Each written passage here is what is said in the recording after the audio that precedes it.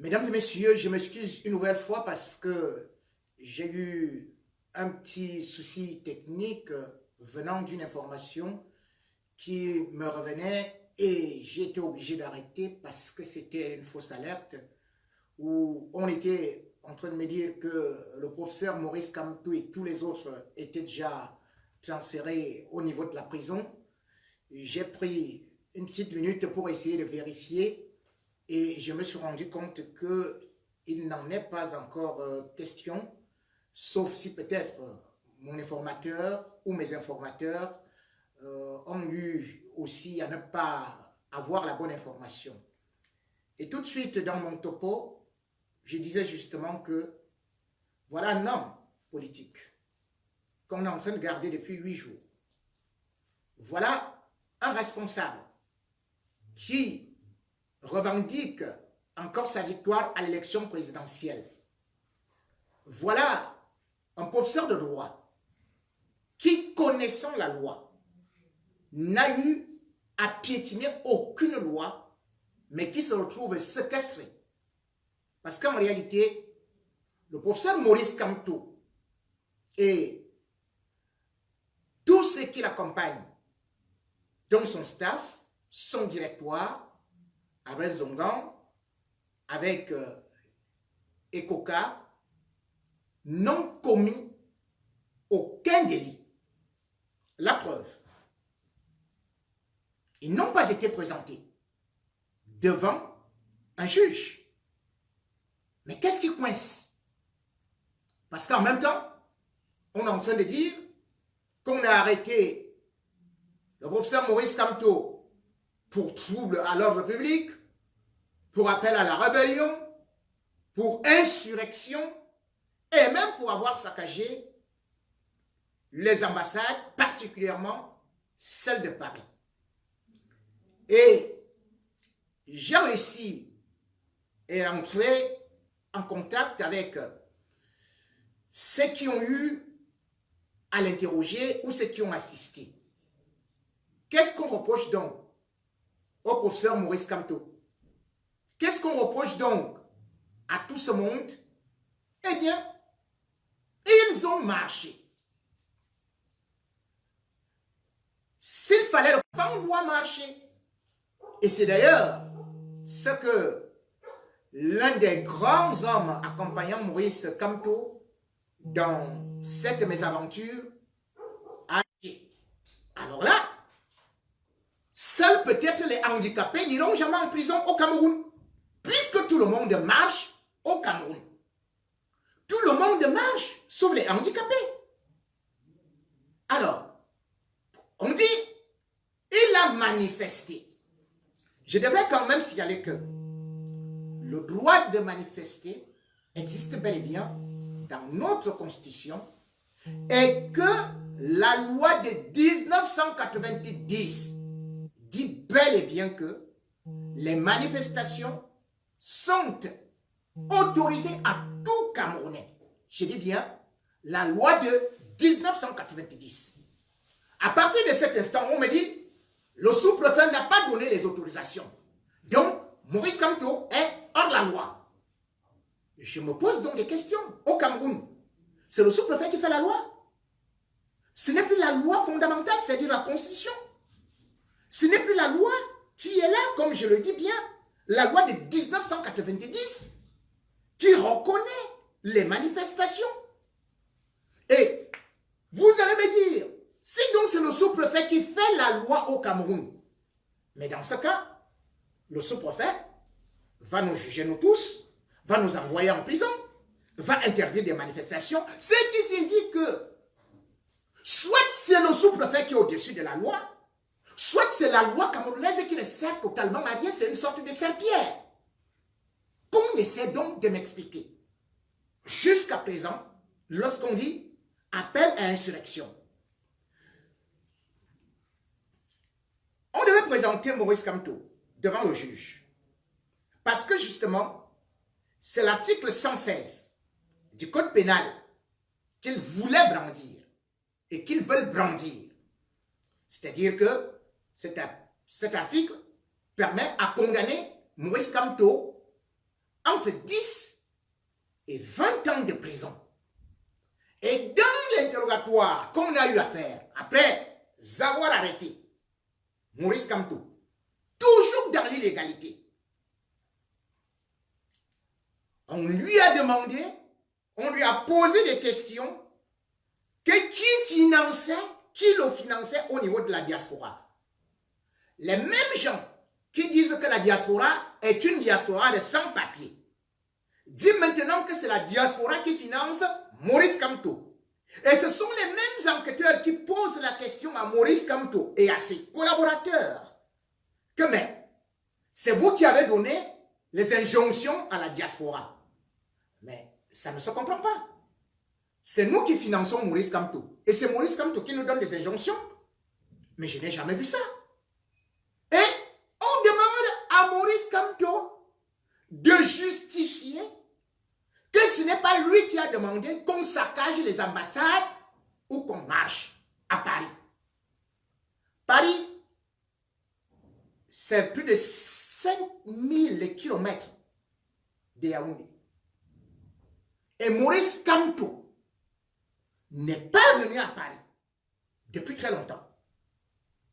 Et il donne des instructions à Paris pour que la brigade anti-sardinat aille saccager les ambassades, pour qu'on marche au Cameroun, le même Maurice Kamto. Mais cependant, le gouvernement n'a aucune preuve, aucun élément. On dit, oui, c'est comme ça. Il faut prouver que vous n'avez pas donné ces ordres-là. Mais en matière de droit, c'est l'accusation qui produit les preuves et non la défense. Donc, pour l'instant, Maurice Kamto est séquestré avec les Norbert Zongan, avec les Koka, sans pour autant oublier d'autres qui ont été enlevés avec des balles, des blessures. Sur quoi se base-t-on pour garder tout ce monde-là? Juste parce que aujourd'hui, au Cameroun, vous avez donc constaté, nous ne sommes pas dans un état de droit. La preuve, c'est que tout a été piétiné du début jusqu'à la fin. Maurice Kamto marche le 26, nous dit-on. Vous ne l'arrêtez pas le 26. Vous partez l'arrêter à Douala, dans un domicile privé, chez Norbert Zongan, 48 heures après. Et qu'est-ce qu'on voit? C'est une perquisition du procureur de la République qui demande qu'on aille perquisitionner le domicile de Norbert Zongan. La loi est claire. On ne peut pas faire une perquisition dans un domicile privé au-delà des 18 heures. Or, les forces de sécurité du Cameroun arrivent chez Norbert Zongan à 21 heures. Même chez des terroristes, on n'arrive pas comme ça. 48 heures après. Ils étaient là, le jour. Ils faisaient le tour. Après, ils montent. Ils viennent prendre des responsables politiques. Ils prennent des journalistes. Ils embarquent tout le monde. Lorsqu'on fait une perquisition, on n'embarque pas tout le monde. Les visiteurs, les journalistes, vous les embarquez comme des malfrats. Vous partez avec eux, vous les enchaînez et vous faites un voyage avec des responsables politiques, c'est-à-dire que 2 par siège, menottés 6 heures durant. Maurice Kamto enchaîné. Les Normands sont enchaînés. Chacun une fesse sur un siège pour arriver à Yaoundé. Ça se fait en pleine nuit. Vous ne devez pas perquisitionner à cette heure-là. Deuxième des choses, c'est une sorte de déportation. Norbert Zonga et bien d'autres ont pour domicile Douala. Vous ne pouvez pas arrêter quelqu'un à Douala et vous venez avec lui au GSO ou soi-disant à la police judiciaire de Yaoundé. Qu'est-ce que ça veut dire? Donc, il judiciaire à Douala, capable d'entendre des opposants, des hommes politiques. Vous venez avec eux à Yaoundé. C'est ce que, lorsqu'on regarde toute cette manœuvre, on se rend compte que tout avait été bien organisé avant. L'arrestation de Maurice Kamto était programmée. Et tout ce qu'on est en train de raconter aujourd'hui, c'est des fallacieux prétextes. Pourquoi est-ce que c'était programmé? Vous vous rendez compte? Tout le monde savait qu'il y aura des marches au Cameroun et dans la diaspora. Tout le monde le savait, puisque d'ailleurs, le MRC avait déposé une demande, puisqu'au Cameroun, il faut toujours demander, même si la loi l'autorise, même si la Constitution le reconnaît. Mais il faut aller demander aux sous-préfets ou aux préfets, qui sont au-dessus de la loi et qui refont des lois. Donc, tout le monde savait que Maurice Kamto et le MRC vont marcher. La question qu'il faut se poser, c'est que, première des choses, dans la nuit de vendredi, il y avait les cars de la police et de la gendarmerie pour bloquer les deux entrées de Maurice Kamto. Expliquez-moi, comment Maurice Kamto a fait pour sortir de chez lui, pour se retrouver à Douala?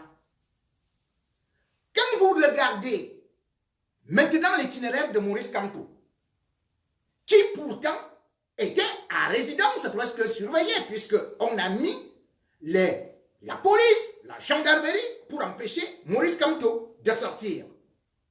Maurice Kamto s'est retrouvé à Douala sans prendre un avion. Yaoundé-Douala, et il y a des contrôles. Aucun policier, aucun gendarme n'a pu arrêter Maurice Kamto. Et on l'a laissé marcher.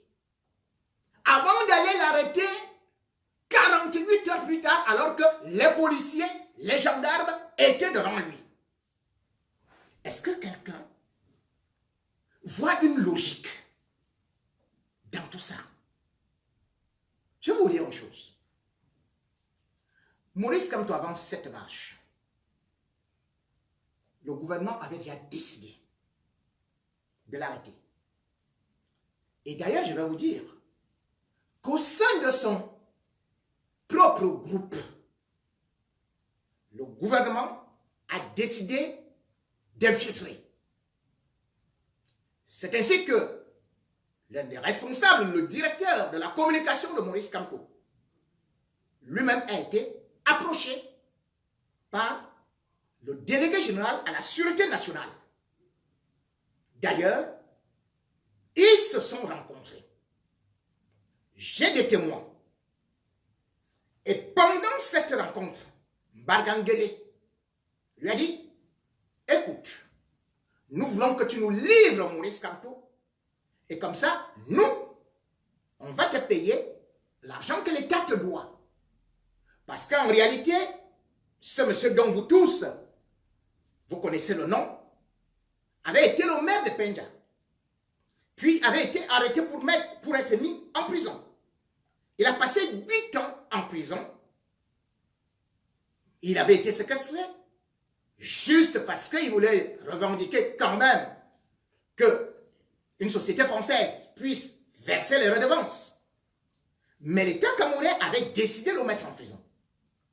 Après, l'ONU avait eu à juger et lui avait donné raison, condamnant donc l'État du Cameroun. Lui, il voulait 23 milliards.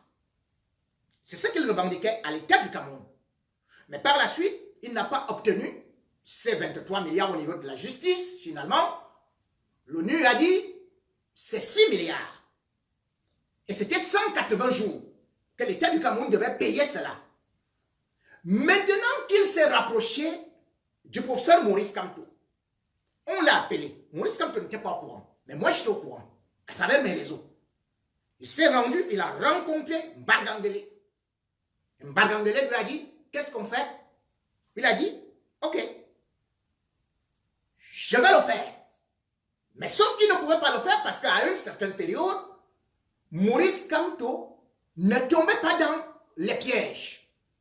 Et Maurice Kamto n'avait jamais appelé à une rébellion, ni n'avait jamais tenu un discours quelconque, ni n'avait autorisé à qui que ce soit d'aller prendre des engagements à gauche ou à droite. Parce que c'est un homme politique.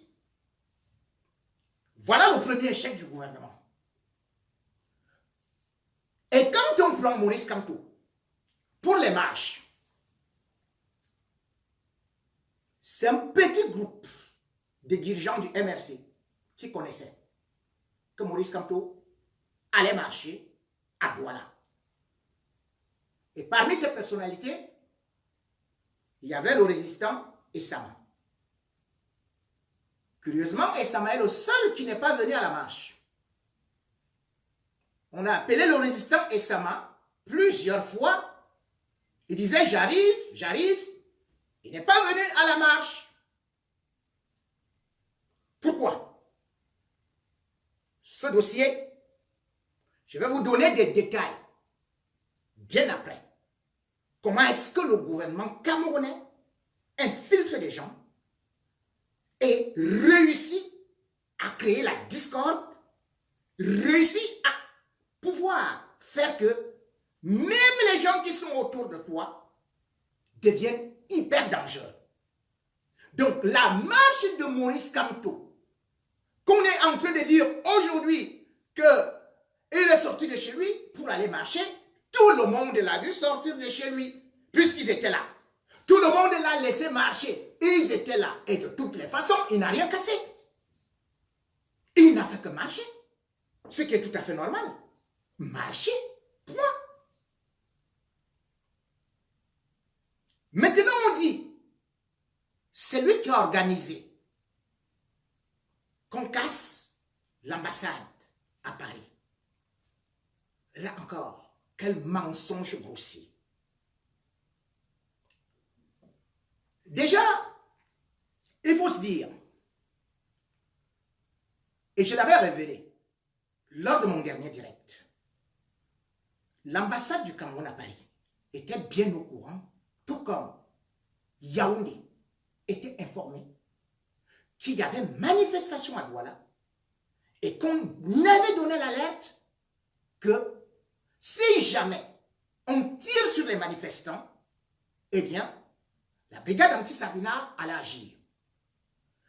Et d'ailleurs, le chargé des affaires de l'ambassade du Cameroun à Paris avait adressé un courrier en date du 22 janvier 2019 à la présidence de la République et particulièrement à monsieur le secrétaire général Ngongo. Laurent Esso, le ministre de la Justice, avait l'ampliation de ce courrier. La Sûreté nationale, le délégué général à la Sûreté nationale, avait ce courrier. Donc, tout le monde savait que la brigade anti-Sardinat allait agir. Et ce qui est le plus curieux, c'est qu'ils ont quand même eu 4 jours pour se préparer. Mais curieusement, comme je l'ai dit, il n'y avait pas les responsables de l'ambassade. Là, en ce moment, alors que tout ce qui se passait était en live, en direct, on le voyait sur Facebook. Je devrais rappeler que l'ambassade du Cameroun, qui abrite aussi les services du consulat, il y a là-bas le commissaire divisionnaire Ongolo, qui est au niveau du consulat. Au niveau de l'ambassade, il y a le commissaire principal, Amati. Après, il y a le responsable militaire, comme j'ai dit, l'attaché militaire, qui est un colonel, le colonel Fouman. Comment voulez-vous me dire que le colonel Fouman, que le commissaire divisionnaire Ongolo, que le commissaire principal Amati, eux qui sont chargés des renseignements, qui représentent la DGRE du Cameroun à l'extérieur, n'aient pas été là le jour des manifestations Et le jour où la brigade anti-Sardinat a eu à pénétrer dans l'ambassade, ils étaient où? C'était un plan, un complot bien organisé. Et quelques temps après, ils vous sortent rapidement un communiqué, alors que la brigade anti-Sardinat n'a fait que ramasser les seules choses que la brigade Sardinat a ramassées là-bas. C'était en dehors des préservatifs, les lubrifiants, les cigarettes, un passeport français. Et il n'y avait pas d'argent. Curieusement, le chargé des affaires fait un communiqué sans avoir eu à envoyer, par exemple, un huissier pour constater. Il dit, nous avons perdu 70 000 euros. Première des choses. 70 000 euros. Comment vous les avez perdus? Est-ce qu'il n'y a pas de coffre-fort? Est-ce que la brigade anti-Sardinat avait les clés d'un coffre-fort? Non. C'est pour ça que je vous dis, ni la gendarmerie, ni la police française n'ont cru en cette histoire. Et c'est pour ça que aucun manifestant, aucun membre de la brigade anti-Sardinat n'a été mis aux arrêts. Aucun. Parce que la police française a bel et bien rapidement découvert que c'était quelque chose qui ne tenait pas.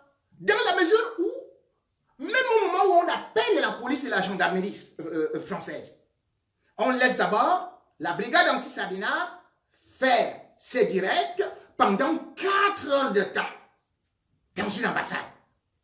Et on vous fait comprendre que à une dizaine de kilomètres de là, habite le colonel. Le colonel, qui est le chargé militaire de l'ambassade, et qui ne se déplace pas, qui voit tous ces directs-là. Et qu'est-ce qu'on voit? Contrairement à ce qu'on vous a dit, que c'est 70 000, que c'est 70 000 euros. Ils vont faire la déposition maintenant. Christophe Kachanko, qui est le trésorier, le percepteur de l'ambassade, il va donc déclarer au service français que lui, il a perdu dans ses coffres, il avait 700 000 euros qui venaient d'une banque. Et puis il y avait 400 000 euros qui venaient du Cameroun pour qu'il paye les gens de l'ambassade et tout et tout. Mais vous vous rendez compte? Donc, vous vous retrouvez avec plus d'un milliard d'euros en liquide dans une ambassade. Mais c'est extraordinaire. Et il n'y a aucun document. Vous comprenez donc que ces gars, avec cet argent qu'ils avaient, ils se sont dit, nous allons profiter du fait que la brigade anti-Sardinat va agir, et bien on laisse les portes quasiment ouvertes, ils vont entrer, après nous on va déclarer qu'il y a eu perte d'argent, et ils font double déclaration. Une déclaration où le gouvernement vous fait comprendre que c'est 70 000 euros.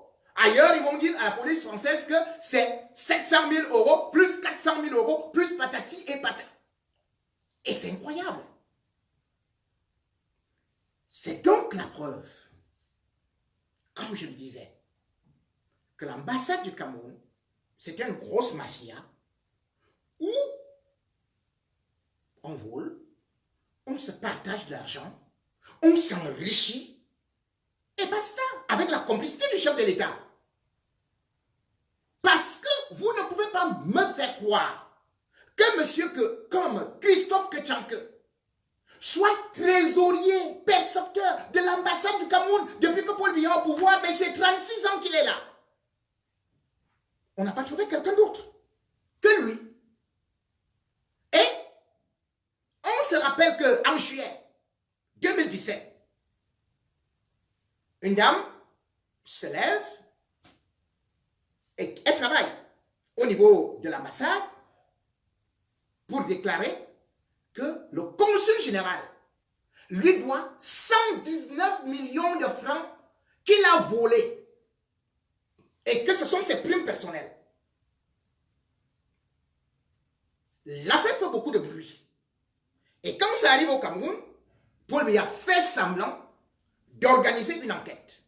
Il fait déplacer donc Garga Amanadji, qui est au niveau de ce qu'ils appellent là-bas la CONAC, c'est-à-dire un outil qui n'est totalement rien, soi-disant qui lutte contre la corruption. Il arrive ici à Paris, le 27 septembre, et il interroge M. Christophe Kétchanke pour lui dire: est-ce que vous pouvez me montrer comment fonctionne l'ambassade du Cameroun, où sont les pièces comptables? Et je peux vous dire,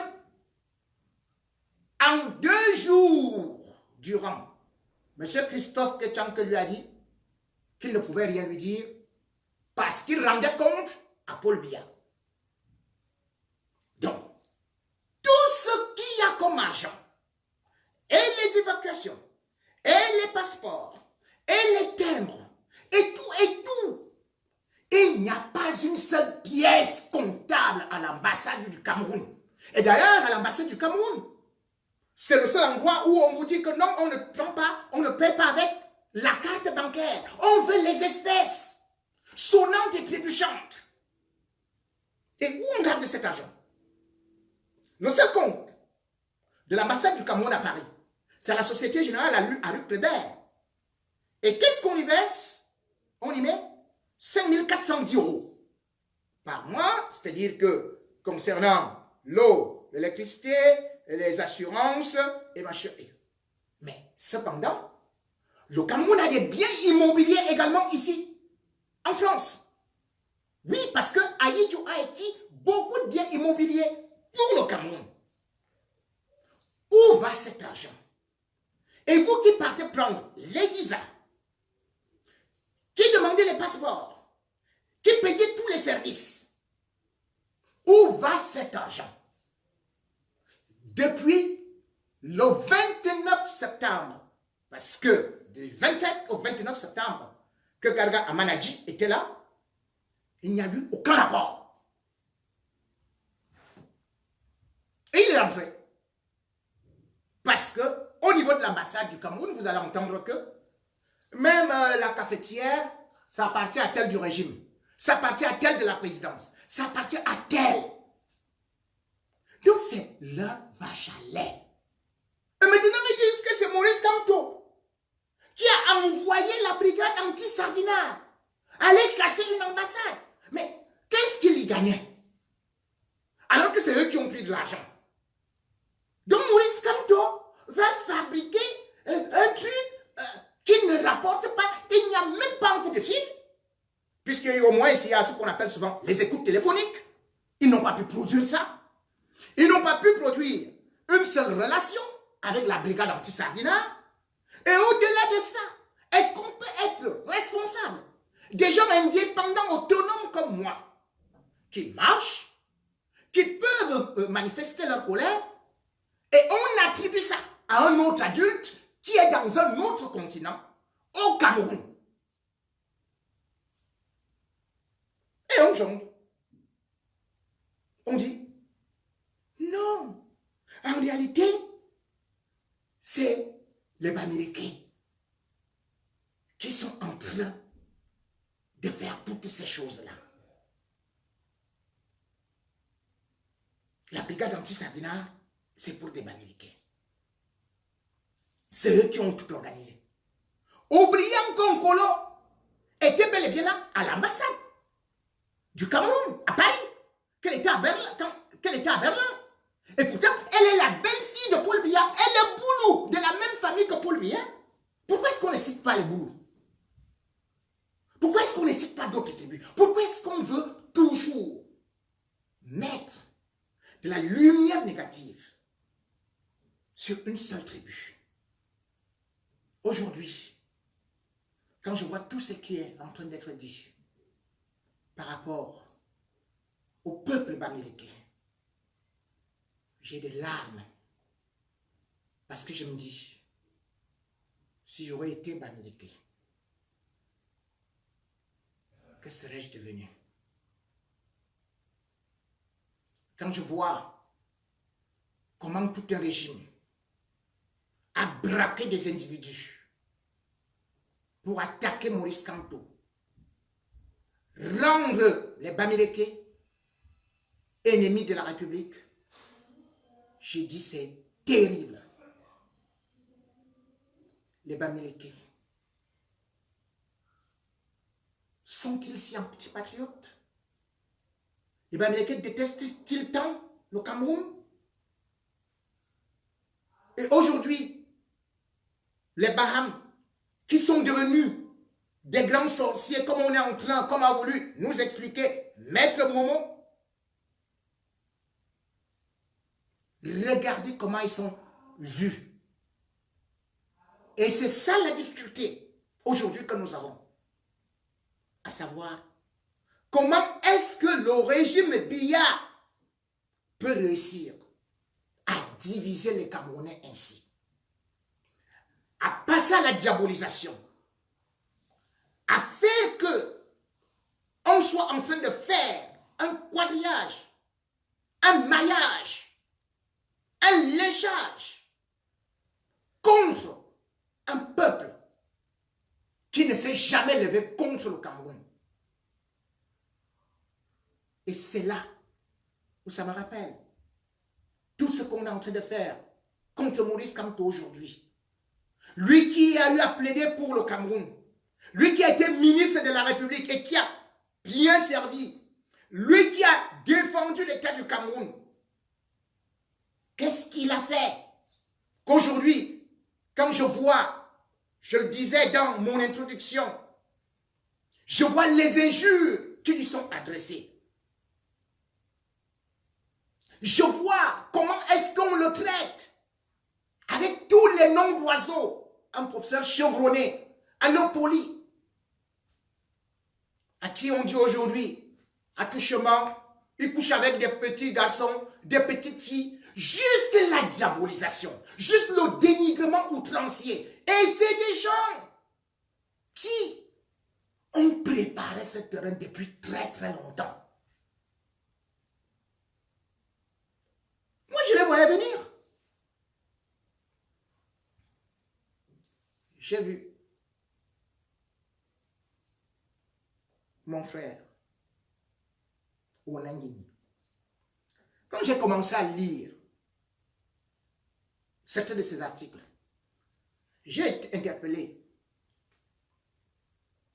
Une personne qui lui est très proche, sœur, ici à Paris, pour lui dire, dis à Ona que nous tous nous sommes des petits. Mais ce chemin n'est pas bien.